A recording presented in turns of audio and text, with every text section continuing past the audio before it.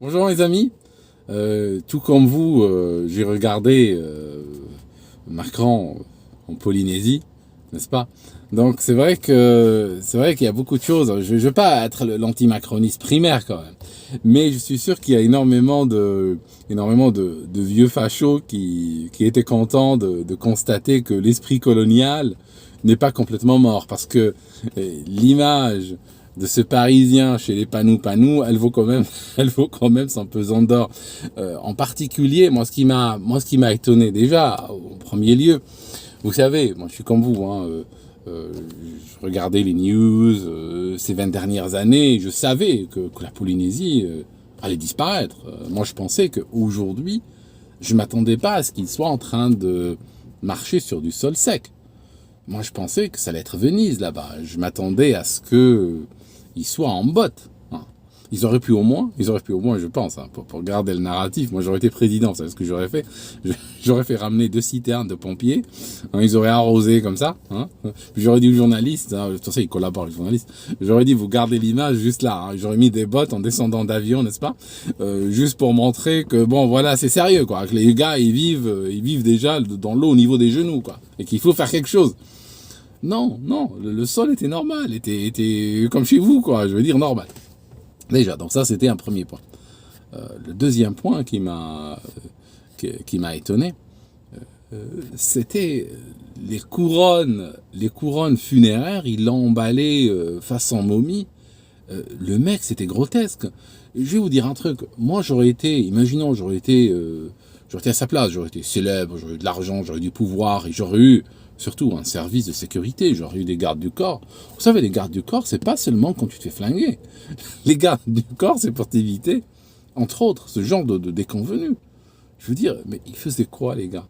Ils faisaient quoi, là, comme des culs, pendant que leur patron se fait emballer de la tête aux pieds?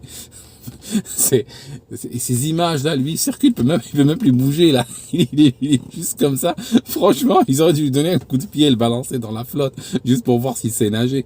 À ce stade, il y a plus de limite, hein. Je suis désolé, mais à ce stade, franchement, on a beau, vous savez, on a beau dire c'est bon, on a touché le fond, mais j'ai l'impression que certaines personnes, il n'y a pas de fond, hein. Plus tu arrives en bas, plus ils peuvent te démontrer qu'ils peuvent aller plus loin. En tout cas, je vous disais que l'esprit colonial n'est pas complètement mort, parce que le gars qui est aujourd'hui, littéralement, hein, vu depuis l'Angleterre, c'est le Joseph Staline du vaccin, le mec. Il va chez les panou-panou, qui sont menacés, d'après Greta, de noyade à très court terme. Et il veut leur vendre quoi? Il veut leur vendre, je veux dire, il veut placer des produits de qui vous savez. Hein. C'est ahurissant, ça. Alors, sur le même thème, si on revient de ce côté de la Manche, alors nous sommes au Royaume-Uni. Vous savez, au Royaume-Uni, pratiquement aujourd'hui, tous nos efforts, toute notre science, toutes les forces vives parlent que d'une seule chose. Les modes de transmission, la distanciation sociale, l'effet réel ou supposé du masque, les variants, etc. Donc c'est fini, hein, c'est devenu notre alpha et notre oméga. Voilà, on est bien content. On a éliminé tout le reste. Et cette semaine, on a découvert que ça se transmettait. Ce que vous savez, hein, le Covid se transmet à travers les flatulences. Donc nous sommes en train de parler de paix ici. Hein. Et donc, ils ont organisé une commission pour discuter donc de la suite à donner à cette découverte nobilisable. Hein, c'est littéralement, ça vaut son prix Nobel, ça. Alors, je disais que ils ont réuni une commission. Ils voulaient l'appeler commission suprême. Mais bon, commission suprême, ça avait été pris déjà. Il y a déjà une commission suprême. Commission supérieure, ça a été pris. La grande honorable commission supérieure du Covid, c'était pris également. Parce qu'il y a beaucoup de commissions aujourd'hui qui travaillent, qui planchent sur ces choses-là et qui nous sortent littéralement toutes les heures de nouvelles conclusions. La grande commission s'était pris. Donc il leur restait quoi? La grosse commission. Bon, voilà, ils l'ont appelé la grosse commission. Ils sont réunis et puis ils ont réfléchi à des solutions. pour éviter, leur but, c'était éviter la transmission, n'est-ce pas, dans le public, de ce que vous savez, de la maladie, par des flatulences. Ceux qui regardent cette vidéo, si jamais, vous savez, le monde digital, voilà, ceux qui regardent cette vidéo dans un siècle, je vous assure que cette vidéo est sérieuse. Je vous assure que, bon, oubliez la partie Polynésie, mais elle est vraie, mais je vous assure que je suis en train de vous raconter sérieux. D'accord? Juste au cas où vous dites, non, le mec, c'est pas une source fiable et tout ça, mais non, je vous assure. Et en fait, ils ont réfléchi à des solutions. Alors, il y a 5 solutions qu'ils ont évoquées durant cette réunion de travail extraordinaire et plénipotentiaire. Et en fait, 4 solutions ont été consignées, ont été rédigées sur un compte-rendu. Et la 5e, la commission, de manière unanime, a décidé de ne pas l'écrire. Parce que c'était une solution tellement scabreuse que une fuite dans les médias aurait pu causer beaucoup de désordre dans la société. Donc ils ont décidé de partager verbalement, d'oreille à oreille, cette solution-là. Alors, ce qu'on en sait aujourd'hui, c'est ce qui a fuité, parce que il y a quelqu'un dans la commission qui a fait un petit grabouillis, un petit dessin, même si c'est interdit d'écrire, il a fait un dessin. Il l'a jeté dans une poubelle. Une femme de ménage chinoise l'a ramassé. Et donc, elle a immédiatement faxé à Pékin. Et après, il a fait le tour. En fait, dans le dessin, ce qu'on comprend, on comprend que il y a usage, il est fait usage d'une manivelle, n'est-ce pas? Donc, il y a un quart de tour qui est tourné, puis après, il y a plusieurs tours qui sont tournés. C'est ce qu'on comprend du dessin. Le dessin montre une manivelle, n'est-ce pas? On dirait qu'ils sont en train de visser quelque chose. Hein. Et puis, le dessin montre aussi une perceuse électrique qui visse, et elle est barrée. Hein, parce que il paraît que selon comment, si on utilise une perceuse électrique, zzz, il y a eu parce qu'ils ont fait des tests. Hein, ils ont fait des tests sur des volontaires, sur des citoyens qui se sont portés volontaires pour aider. Hein, pour aider, il faut chacun aide. Hein, il faut que chacun fasse, chacun donne de soi en fait. Mais il paraît que ça part trop loin quoi, avec la perceuse. Donc la commission s'est arrêtée à une manivelle. Alors bon, c'est on travaille, hein, c'est on travaille. Ils sont en train de faire des tests, mais je suis sûr que il y a un certain pari qui serait très positif pour une solution pareille. À propos du certain pari, je voulais vous dire aussi que il y a des gens qui disent que Macron il est foutu. Moi, je ne vais pas nécessairement parier sur ça parce que si vous regardez Macron, c'est vrai que de notre perspective maintenant, il est sur une trajectoire de kamikazerie politique. C'est vraiment de la kamikazerie parce que le cinéma qu'il est en train de faire maintenant, il aurait pu attendre de se faire réélire, puis après partir là-dessus. Sauf que ils ont un programme parce qu'ils ne pourront pas maintenir le narratif éternellement, donc il doit avancer. Donc ça, c'est le premier point. Le deuxième point, et moi je pense pas que ce soit vraiment un problème de narratif, parce que le narratif, je veux dire, l'État a déjà fait une OPA sur le journalisme. On est d'accord, hein, l'État a déjà acheté le journalisme. Les États occidentaux ont été très malins par rapport aux États africains. Les États africains, ce qu'ils ont fait, c'est que ils ont fait dans le tout punitif. Hein, journaliste, il sort un truc, il y a un tribunal, ouvre une enquête, la police, saisie, arrestation, condamnation, on connaît. Disparition des fois aussi. Mais en Occident, c'est quelque chose qu'on répugne d'utiliser. Alors on l'utilise que dans les cas extrêmes. Par exemple, Julian Assange. On est obligé d'utiliser des méthodes africaines. Par contre, tant qu'on peut éviter, parce que ça fait un peu désordre, tant qu'on peut éviter, on évite. Et donc il y a une OPA. Hein, on a donné de l'argent au journalisme pour pouvoir acheter donc le journalisme.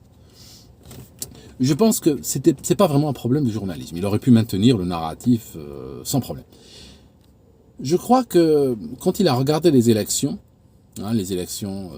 qu'il y a eu récemment en France, il a constaté que son parti n'était pas populaire du tout. Et qu'il y a une chance réelle de perdre les élections pour lui. Il y a une chance. Je ne dis pas qu'il va les perdre à 100%, mais une chance élevée qu'il perde les élections. Donc, il se dit quoi? Je pense qu'il joue perdant. Moi, je pense qu'aujourd'hui, à ce stade, il joue perdant, il joue son kamikaze. Il se dit, j'ai un plan, hein, parce que, bon, voilà, il a un agenda.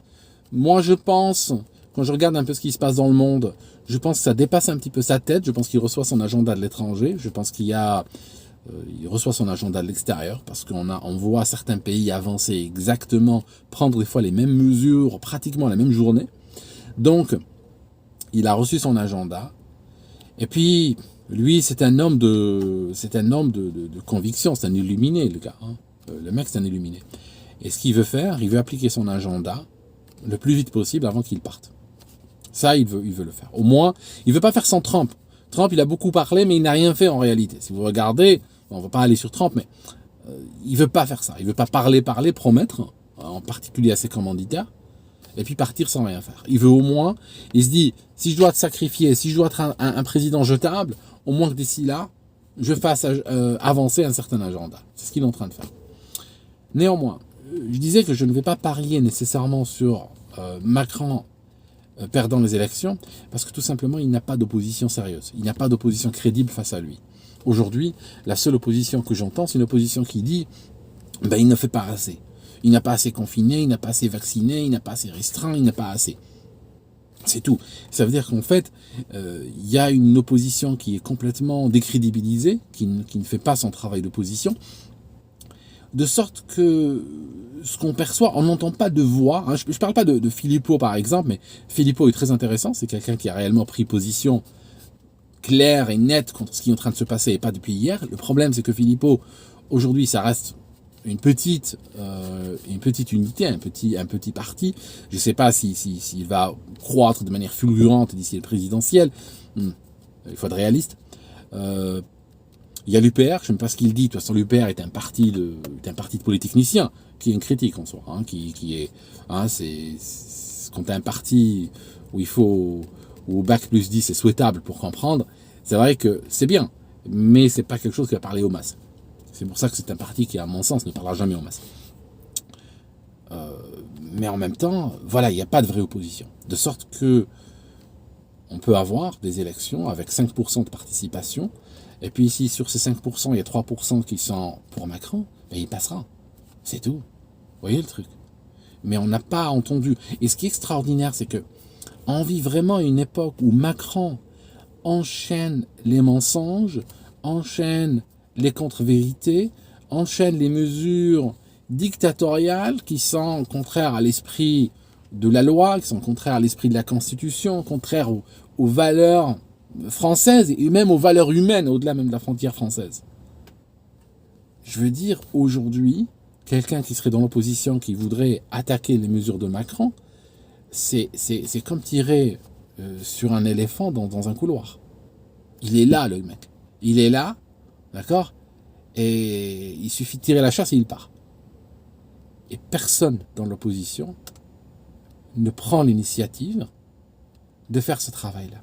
Ils sont tous tétanisés. Ils sont tous tétanisés. À force de se faire peur les uns les autres, ils ont développé une sorte de mur dogmatique autour de leur tête et autour de leurs yeux et autour de leur cœur qui les empêche aujourd'hui d'aller de l'avant et utiliser les vrais mots pour dénoncer les maux de ce pays aujourd'hui. Voilà, de sorte que réellement, quelque part, j'ai l'impression que plus Macron va loin, plus ils sont tétanisés et ils n'osent pas l'attaquer. Donc il n'y a pas, à ce stade en France, je n'entends pas une opposition crédible. Voilà. Je vous laisse mes amis et réellement le monde vous observe. Je peux vous dire, le monde vous observe. Vous êtes un terrain d'expérimentation aujourd'hui. Si ce qui se passe chez vous passe comme une lettre à la poste et c'est accepté, je peux vous garantir que plusieurs pays occidentaux, le Royaume-Uni, l'Irlande, etc., vont immédiatement s'engager là-dessus. D'accord ? Donc, on compte tous sur vous. À bientôt.